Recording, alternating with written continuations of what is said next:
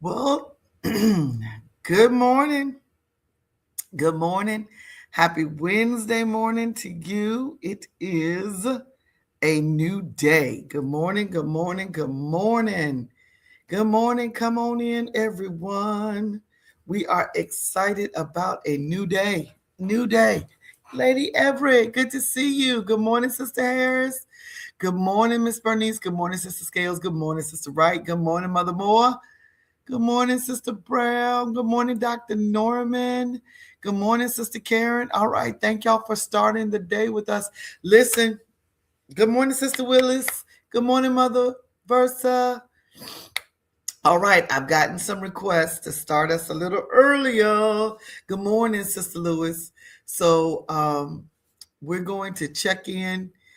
Good morning, Sister Cradle. Good to see you this morning. All right. There's some people that I came in contact yesterday. It was like, hey, I need you to get in a little bit earlier because I go to work at 7:15. Good morning, Lady Pearson. Good morning, Deacon Tucker. Good morning, Minister Hope. Good morning, good morning, good morning. Good to see you all this morning. Thank you for starting your day with me. Here's the thing. We are still on the road to Pentecost. And I was even saying to myself, oh my goodness, how long are we going to be on this? Getting impatient. But I realized I got to stay in the room. Somebody typed that in this morning. Stay in the room. Good morning, Miss Teresa. Stay in the room. This is how we are in life. We get frustrated and we want things to hurry along. And then reached out to one of our Rise family members about something totally different. And she said to me, girl, you are on it this week. We had to stay in the room. And she was like, and the Lord worked it all out. And so we have to look at different seasons and times in our lives where the Lord is trying to share with us something. All right, stay in the room. And I know you're being tested. I know you're being tested. And so here's the deal. Today, we are still going to deal with waiting for power without losing your peace. Don't let people make you leave the room. Waiting for power without losing your peace. Don't let people make you leave the room. Listen, it's hard enough waiting on God, but it becomes even harder when the people around you start frustrating you. Because sometimes the greatest challenge on the road to Pentecost wasn't the waiting, it was the people they had to wait with. Different personalities, different emotions, different levels of maturity, and yet God still said, stay together. Because there are some things God will only release in an atmosphere of unity. Acts chapter 1, verses 13 through 14 says, these all continue with one accord in prayer and supplication. One accord, not one personality, not one opinion, not one background, one focus. And their shared focus was greater than their personal frustrations. Are you hearing me this morning? If so, type, I hear you. I see you, Mother Moore. Have mercy. Waiting exposes what's really in you. Here we go. Waiting exposes what's really in you. Waiting has a way of exposing your internal condition. And when things take longer than expected, irritation rises, offense rises, impatience rises, and suddenly little things bother you more than usual. That's because waiting stretches your emotions. And when you're stretched emotionally, people become easier to frustrate.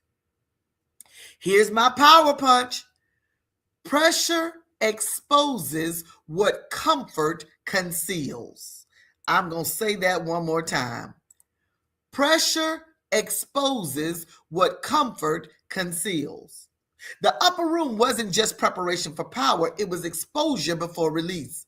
Because God wanted to deal with pride, competition, offense, selfishness before pouring out power. Have you ever become frustrated with people while waiting on God? Go ahead, type yes, type working on it, type in it now, type just got out. This is a real struggle because it's easy to become frustrated with people while you're waiting on God because your level of emotion heightens because you have an expectation or you are disappointed because you haven't come out yet. Here's my second point. People can become the distraction if you lose focus. The disciples could have easily focused on each other's flaws. Peter denied Jesus. Thomas doubted. Others ran away during the crucifixion. They were like, we out of here. We don't want to get crucified like Christ. Imagine the awkwardness that is in that room. But they made a decision. The promise is bigger than our frustrations. And some of you need to hear this. When you focus more on people than purpose, frustration will drain your expectation. Hear me. When you focus more on people than purpose, frustration will drain your expectation. The enemy loves using offenses as a distraction because if he can get you focused on who hurt you, who disappointed you, who isn't doing enough, who didn't show up on time, who didn't do what they said, who didn't come to the dinner, who hasn't called you in a while, who hasn't said how nice you look, then he can pull your attention away from what God promised. Oh, this is the middle of the week. Point 3, unity requires maturity. Unity is not automatic. It requires patience. It requires grace. It requires communication. It requires emotional discipline. And maturity means you stop expecting imperfect people to act perfectly. Mature people stop demanding perfection from people who are still growing. The disciples were still growing. The disciples were still healing.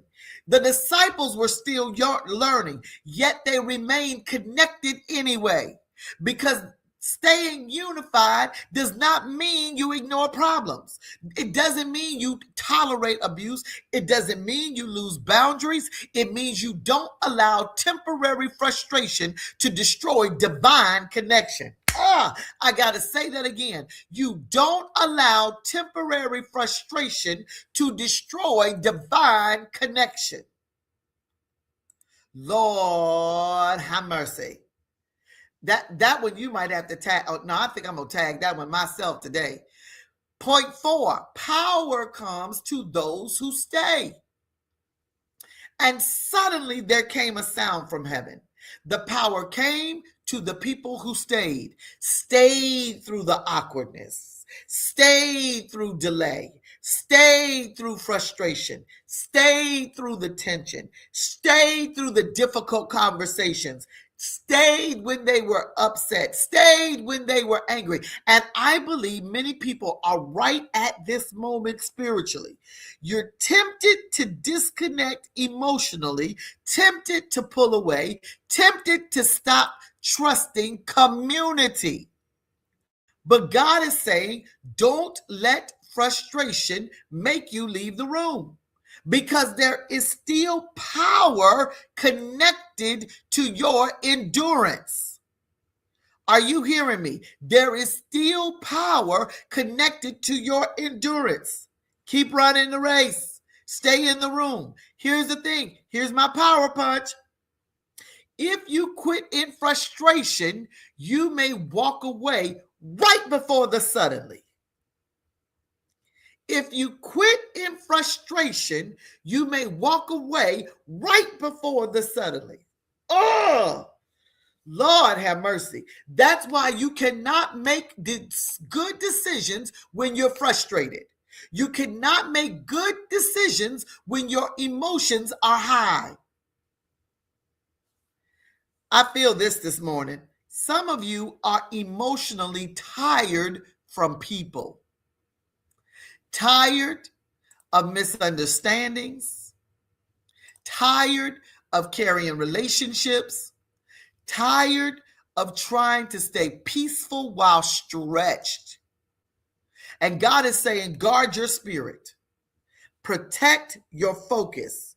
Do not let offense steal your expectation, because what I promise is still coming. Somebody type in that chat, it's still coming. It's still coming. And here where we are, if you've been struggling with frustration with people, offense, emotional exhaustion, temptation to disconnect, I want you to lift your hands and we're going to pray this prayer together. Father, help me stay focused on your promise. I got to let that one sit just for me. Father, help me stay focused on your promise.